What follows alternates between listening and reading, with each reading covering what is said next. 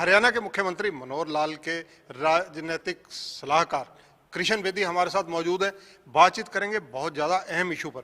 ये अहम इशू इसलिए भी हो जाता है क्योंकि मिर्चपुर कांड हुआ था 2010 में, जब चौधरी भूपिंदर सिंह हुड्डा हरियाणा के मुख्यमंत्री थे, कांग्रेस की सरकार थी। मिर्चपुर को लेकर राजनीति बहुत हुई, कई दलों ने वहां पर धरने, प्रदर्शन, आंदोलन किए और कई कुछ हुआ। लेकिन मिर्चपुर को लेकर आखिर बीजेपी सरकार पार्ट 2 क्या करने जा रही है? हमें ऐसी जानकारी मिली है कि 15 तारीख को वहाँ पर जो मिर्चपुर से एक तरह से माइग्रेटेड लोग हैं, उनको कहीं ना कहीं जगह दी जा रही है। कहाँ जगह दी जा रही है, सब बातों का जवाब लेंगे कृष्ण बेदी जी से। बेदी जी, पंजाब केसरी में आपका स्वागत है।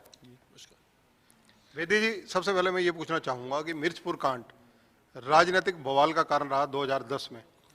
उनके जो माइग्रेटेड लोग हैं, जो वहाँ नहीं रहना चाहते थे, उनको बसाने के लिए सरकार की क्या प्लानिंग है? देखिए, 2010 के अंदर केंद्र के अंदर मनमोहन सिंह जी उस समय हमारे माननीय प्रधानमंत्री थे, और हरियाणा प्रदेश के अंदर श्रीमान भूपेंद्र सिंह हुड्डा जी हरियाणा के मुख्यमंत्री थे। उस कालखंड के अंदर मिर्चपुर जो हिसार जिले का एक बहुत बड़ा पॉपुलेटेड गांव है और शिक्षित गांव है। उसके अंदर सामान्य वर्ग के कुछ बच्चों के और वाल्मीकि समाज के कुछ बच्चों का आपस में खेलते हुए कुछ झगड़ा हुआ। वो झगड़ा अगले दिन इतना बड़ा विकराल रूप ले गया कि कानून व्यवस्था उस समय कमज़ोर थी, और कानून व्यवस्था कमज़ोर होने के कारण अगले दिन वो वाल्मीकि समाज के लोग पुलिस थाने के अंदर जाकर उन्होंने अपनी गुहार लगाई कि हमें ऐसा कुछ खतरा है, आशंका है। परंतु उस समय उनकी किसी ने परवाह नहीं की।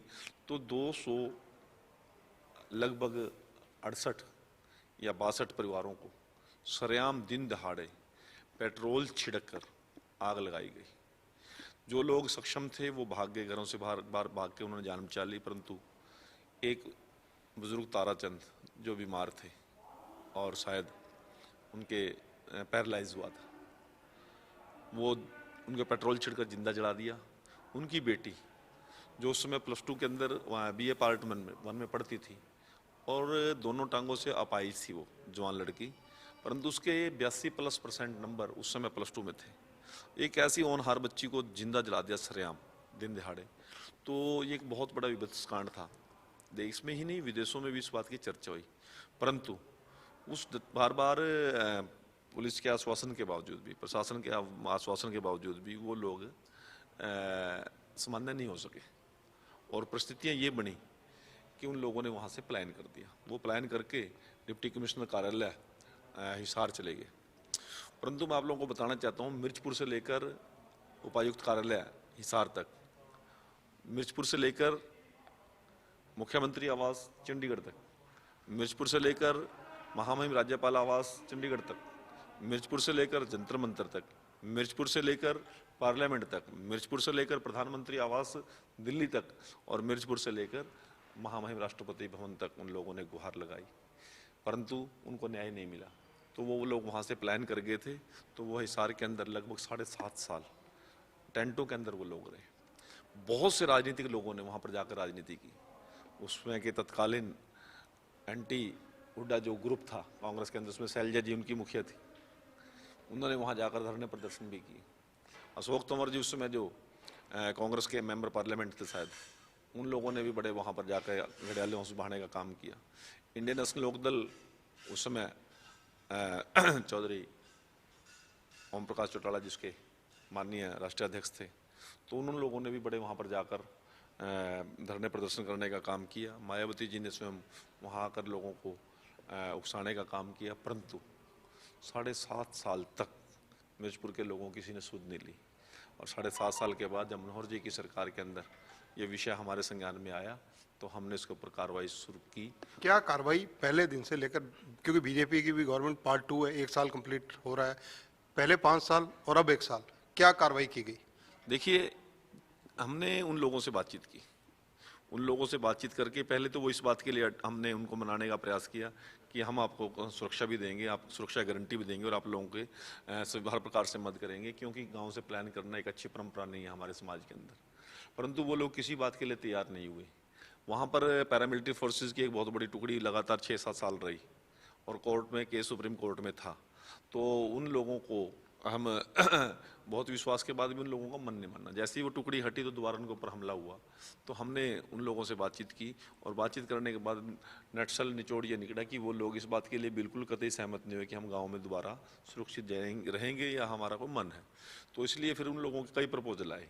पहले उनकी इच्छा थी कि हमें बरवाड़ा जो नज़दीक कस्बा लगता है उसमें हमें स्थापित किया जाए। वहाँ पर इतनी ज़मीन अवेलेबल नहीं थी, लगभग 8 एकड़ से ज़्यादा ज़मीन की ज़रूरत थी, तो वहाँ अवेलेबल नहीं थी। फिर उन लोगों का प्रपोजल उन्हीं की तरफ से आया कि हमें उकलाना भी नज़दीक है, हमें वहाँ सेटल किया जाए, वहाँ भी अवेलेबिलिटी ऑफ लैंड नहीं थी। हमने उसकी फिजिबिलिटी चेक कराई, तो उसके बाद हांसी की बात आई, तो फिर हिसार की बात आई। हांसी में जो ज़मीन अवेलेबल थी वो इतने लोग एक जगह नहीं इस्टेब्लिश हो सकते थे, तो उनको थोड़ा कम पड़ रहा था, तो 2 पार्ट में वो जाना नहीं चाहते थे।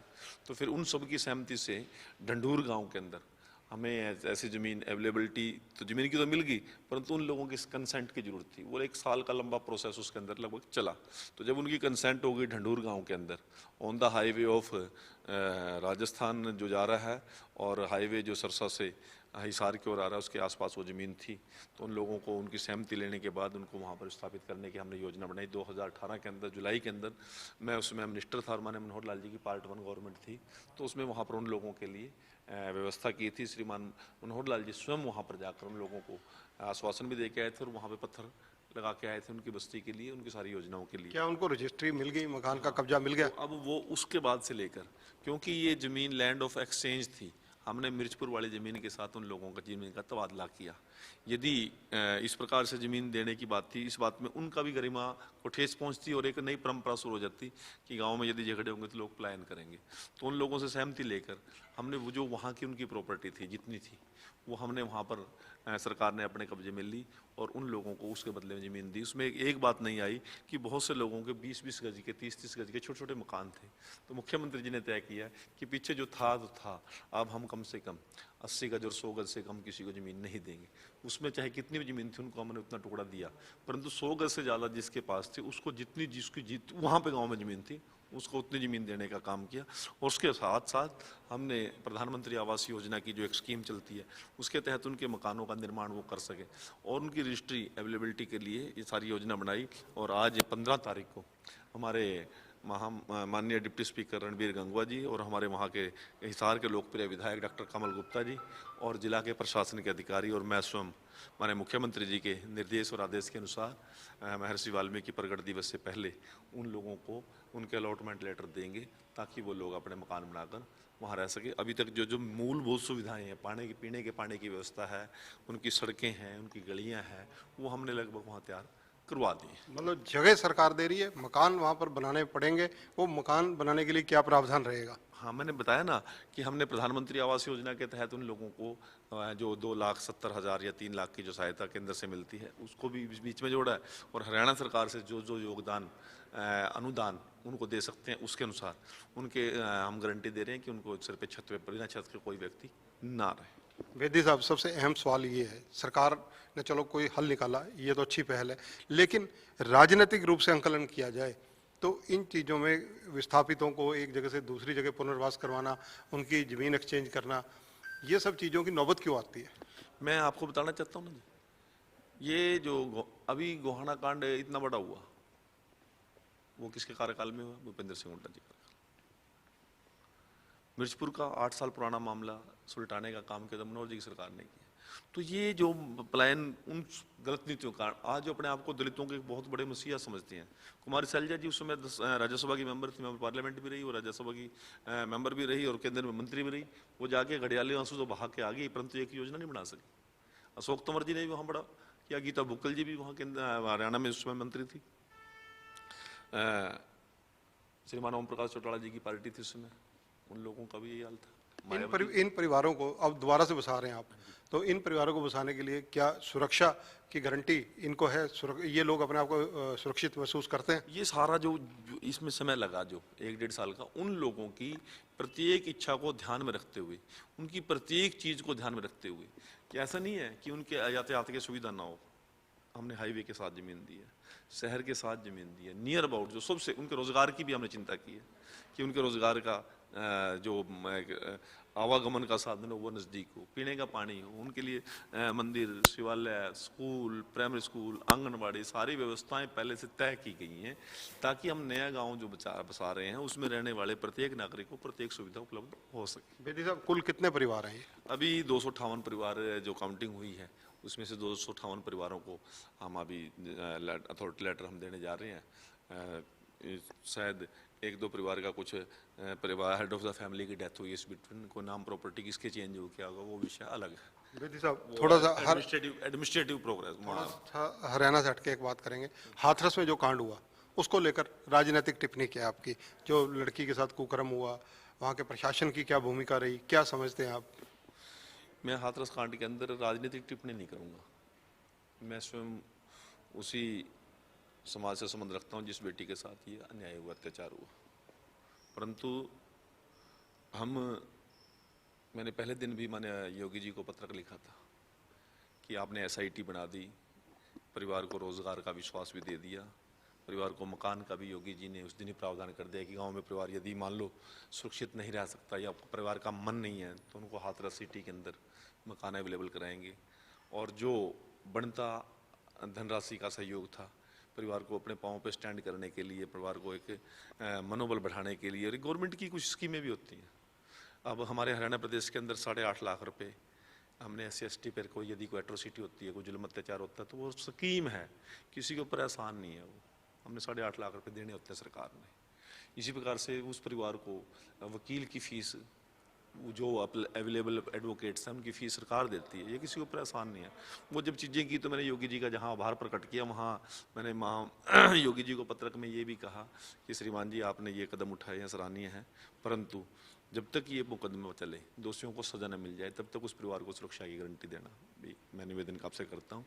तो मैं आप माध्यम से एक बात कहना चाहता हूँ कि इस प्रकार का अत्याचार अन्याय बेटी के साथ हुआ, अब वो बाकी चीज़ें जांच के दायरे में है, परंतु मेरी संवेदना इस परिवार के साथ, उस बेटी के साथ है। दोषी कोई भी हो, समाज में कई तरह की बातें आ रही है कि वो दोषी नहीं है, कोई और होगा, वो जांच का विषय है और जांच के ऊपर हम सबको विश्वास भी करना चाहिए। मैं अपने समाज के लोगों को भी और जितने राजनीतिक दल के लोग हाथरस में गए हैं चाहे नहीं गए हैं, परंतु संवेदनाएं सबकी हैं, आपकी भी है संवेदना इस परिवार के साथ। कोई नहीं भी वहाँ पे हो गया, उसकी घर बैठे भी हैं, कोई महिला है, कोई बीमार भी है, उसकी संवेदनाएं भी हैं। ऐसा नहीं है कि हाथरस में जो जाएगा उसी की संवेदनाएं हैं।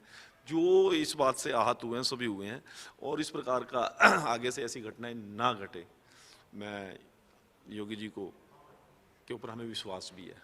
आज चौधरी अभय सिंह चौटाला जो इनेलो के हैं, परंतु वो वहाँ गए हैं हाथरस में, जो चरण सिंह के जो पोते हैं जिन पर लाठीचार्ज हुआ, उस बात की निंदा कर रहे हैं। मैं एक बात कह रहा हूँ, वो अलग विषय है। अभय सिंह जी गए हैं नहीं गए, अभय सिंह जी नहीं गए थे, मान लो आज तक नहीं गए थे, क्या अभय सिंह जी की संवेदना नहीं थी परिवार के साथ?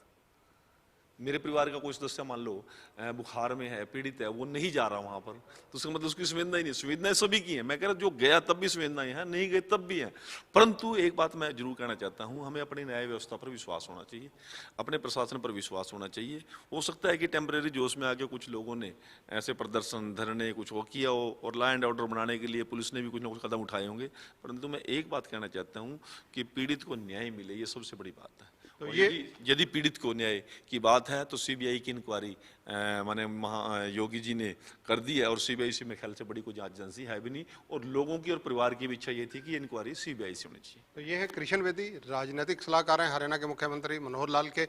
इनका मिर्चपुर कांड के बारे में बहुत डिटेल में इन्होंने हमारे दर्शकों को बताया, जिस प्रकार से जो विस्थापित परिवार हैं उनको रजिस्ट्रियाँ सरकार प्रदान करने जा रही है, उनको कंस्ट्रक्शन के लिए प्रधानमंत्री आवासीय योजना के तहत सरकार ऋण उपलब्ध करवाने जा रही है। और इसके अलावा अगर देखा जाए तो मिर्चपुर कांड हरियाणा की राजनीतिक गलियारे में बहुत सुर्खियों में रहा है, राजनीतिक रोटियां बहुत इस पर सेकी गई हैं। कृष्ण बेदी ने कांग्रेस के कई दिग्गज नेताओं पर जो दलित राजनीति में इन्वॉल्व हैं उन पर कटाक्ष भी किए और प्रहार भी किए हैं। कैमरामैन सुनील के साथ चंद्रशेखर धरनी, पंजाब केसरी TV, चंडीगढ़।